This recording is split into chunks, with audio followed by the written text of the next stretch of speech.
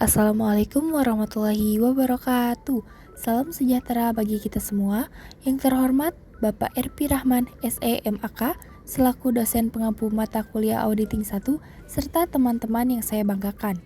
Puji syukur kita panjatkan kehadirat Allah Subhanahu wa Ta'ala, karena atas rahmatnya kita dapat mengikuti pembelajaran ini dalam keadaan sehat walafiat.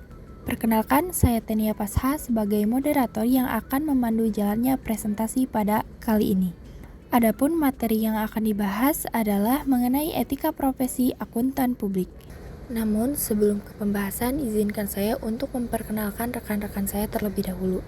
Yang pertama ada Alfi Wulan Putri, yang kedua ada Deniati Nurfaizah, yang ketiga ada Citra Syakila Triparade, yang keempat ada Rizka Dewi Lestari, dan yang terakhir dengan saya sendiri, Tenia Pasha. Kami dari kelompok 3 kelas akuntansi 4A. Baik, tanpa berlama-lama lagi, mari kita langsung masuk ke penyampaian materi oleh pemateri sendiri.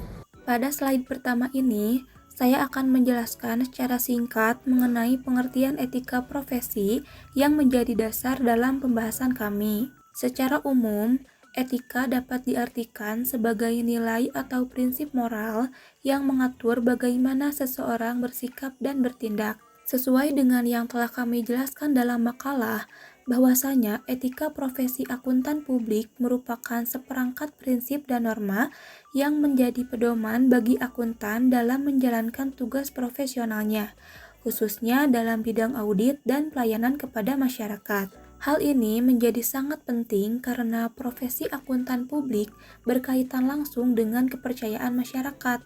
Oleh karena itu, setiap akuntan dituntut untuk selalu menjunjung tinggi etika agar hasil pekerjaannya dapat dipercayai dan tidak merugikan pihak lain. Perkenalkan, nama saya Citra Syakila Triparade dengan akhiran NIM 05. Di sini saya akan menjelaskan mengenai prinsip-prinsip dasar dalam Kode Etik Akuntan Indonesia. Prinsip-prinsip dasar dalam Kode Etik Akuntan Indonesia merupakan pedoman fundamental yang harus dipatuhi oleh setiap akuntan dalam menjalankan tugas profesionalnya. Prinsip-prinsip ini dirancang untuk menjaga kualitas, integritas, dan kredibilitas profesi akuntan di tengah tuntunan masyarakat yang semakin kompleks. Secara umum, prinsip-prinsip tersebut meliputi 1. Integritas, yang mengharuskan akuntan untuk bersikap jujur, tegas, dan konsisten dalam setiap tindakan profesional. Integritas menjadi landasan utama karena berkaitan langsung dengan kepercayaan publik terhadap profesi, menghindari tindakan yang melanggar aturan, tetapi juga mampu mempertahankan nilai kejujuran dalam situasi yang penuh tekanan. Yang kedua, objektivitas, yaitu sikap yang mengharuskan akuntan untuk bebas dari bias, konflik kepentingan, maupun pengaruh pihak lain yang dapat mempengaruhi pertimbangan profesionalnya. Objektivitas sangat penting dalam menjaga independensi akuntan, terutama dalam pelaksanaan audit laporan keuangan. Tanpa objektivitas, hasil pekerjaan akuntan berpotensi dipengaruhi oleh kepentingan tertentu sehingga mengurangi keandalan informasi yang dihasilkan. 3.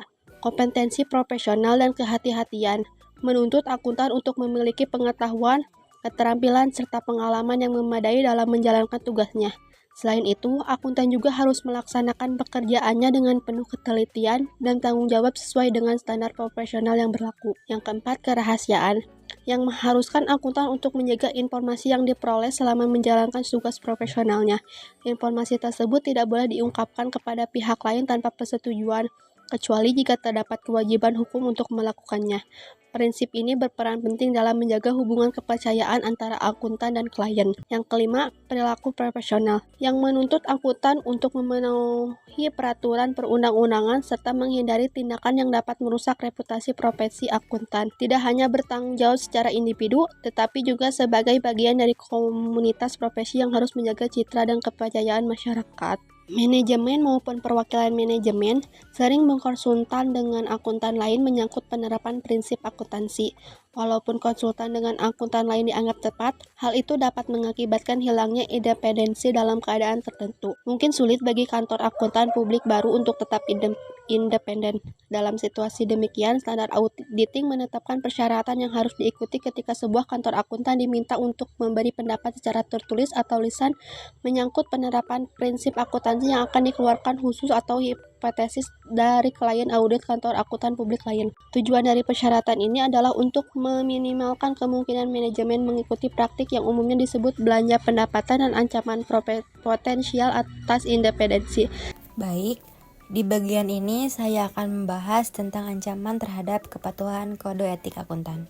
Walaupun kode etik susah disusun dengan cukup ketat, dalam praktiknya tetap ada berbagai tantangan yang bisa mengganggu kepatuhan tersebut. Tantangan ini secara umum terbagi menjadi dua, yaitu internal dan ancaman eksternal. Pertama, ancaman internal. Ini berasal dari dalam diri akuntan sendiri. Misalnya, adanya ambisi finansial pribadi, tekanan untuk naik jabatan, atau bahkan kekurangan pemahaman seperti standar etika. Kondisi seperti ini bisa mendorong seseorang untuk mengabaikan prinsip integritas demi keuntungan jangka pendek. Kedua, ancaman eksternal. Ancaman ini datang dari luar, seperti tekanan dari klien yang ingin laporannya keuangannya dipoles atau persaingan tidak sehat antar kantor akuntan publik. Hal-hal seperti ini bisa memengaruhi independensi dan objektivitas akuntan. Secara lebih spesifik, ancaman terhadap kode etik dibagi menjadi 5 jenis utama. Yang pertama, self-interest threat atau ancaman kepentingan pribadi. Yang kedua, ada self-review threat atau ancaman peninjauan sendiri. Yang ketiga, ada advokasi threat atau ancaman advokasi. Keempat, ada familiarity threat atau ancaman keakraban. Dan terakhir, yang kelima yaitu intimidation threat atau ancaman intimidasi.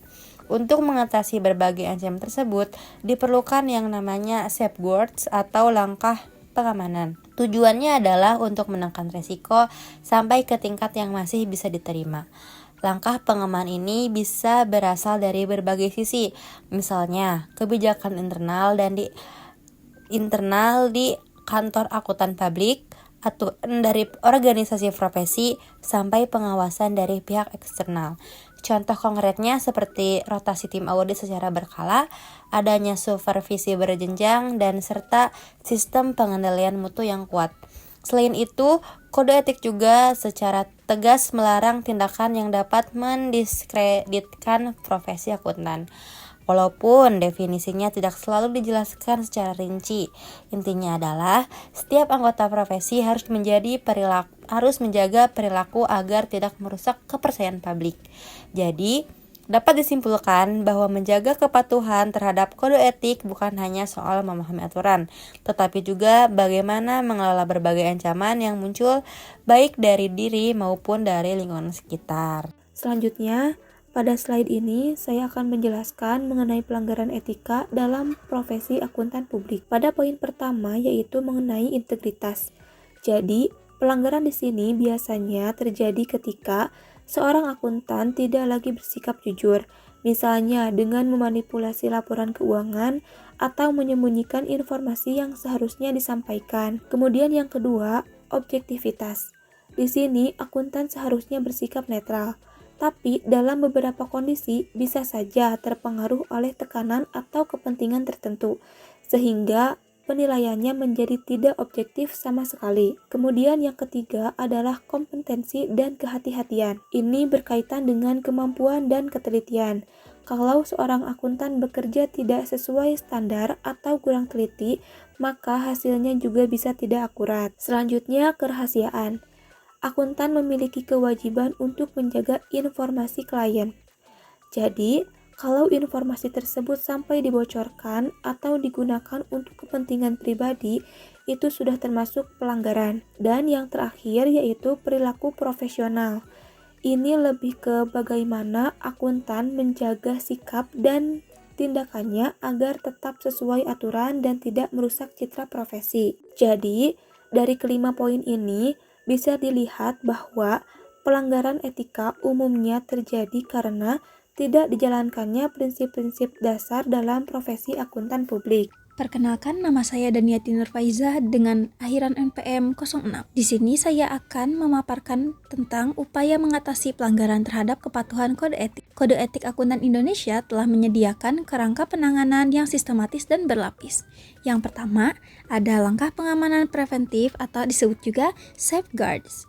Fokus utamanya itu adalah mencegah sejak dini melalui penguatan sistem pengendalian mutu atau SPM di internal kantor akuntan publik atau KAP. Hal ini mencakup supervisi berjenjang, penelaahan sejawat, serta evaluasi kinerja berkala untuk memastikan setiap prosedur berjalan sesuai standar. Yang kedua, ada peran organisasi profesi dan regulator. Jadi, organisasi profesi memegang kendali dalam pembinaan dan pengawasan ketat terhadap anggotanya. Jika terbukti telah terjadi pelanggaran, mekanisme sanksi akan diberlakukan secara tegas berdasarkan derajat kesalahannya. Lalu yang ketiga ada komitmen dan kesadaran individu.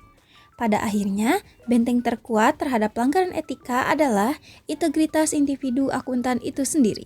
Akuntan dituntut memiliki ketegasan moral untuk menolak atau mengundurkan diri dari penugasan apabila terdapat situasi yang mengancam prinsip etika dan tidak dapat dimitigasi lagi.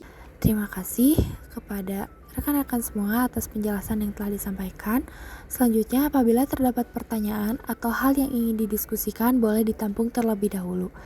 Mungkin demikian presentasi pada hari ini. Dapat kita simpulkan bahwa etika profesi akuntan publik merupakan dasar penting dalam menjalankan tugas secara profesional dan bertanggung jawab serta menjaga kepercayaan masyarakat, yang di dalamnya berisi prinsip-prinsip seperti integritas, objektivitas, kompetensi, kerahasiaan, dan perilaku profesional yang harus tetap terjaga. Meskipun terdapat berbagai ancaman etika, baik luar maupun dalam, hal tersebut dapat diatasi melalui langkah pengamanan dan peningkatan kesadaran moral, yang pada akhirnya keberhasilan penerapan etika tidak hanya bergantung pada aturan, tetapi juga pada komitmen individu akuntan dalam menjaga profesionalisme dan mendukung transparansi serta akuntabilitas.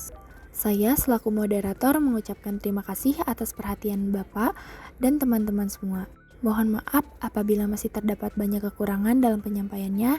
Akhir kata, wassalamualaikum warahmatullahi wabarakatuh.